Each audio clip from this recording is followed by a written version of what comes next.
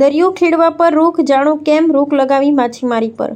ગુજરાતમાં હવે સાગર ખેડૂતો નહીં ખેડી શકે દરિયો। 1 જૂનથી લઈ 15 ઓગસ્ટ સુધી ફિશિંગ પર પ્રતિબંધ લાદવામાં આવ્યો છે।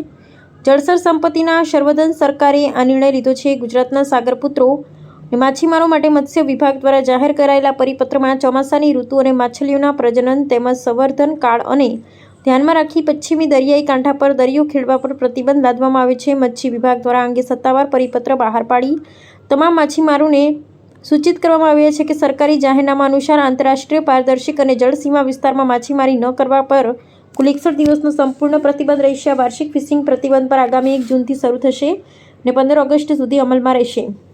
આ સમયગાળા દરમિયાન યાંત્રિક બોટો, ટ્રોલર અને ઊંડા દરિયામાં જતા જહાજોને દરિયામાં જવા પર સખત મનાઈ રહેશે। દરિયાઈ જીવસૃષ્ટિની સુરક્ષાને ધ્યાનમાં રાખી માછલીનો વંશવેલો વધારવા માટે આ પ્રતિબંધ ખૂબ જરૂરી માનવામાં આવે છે।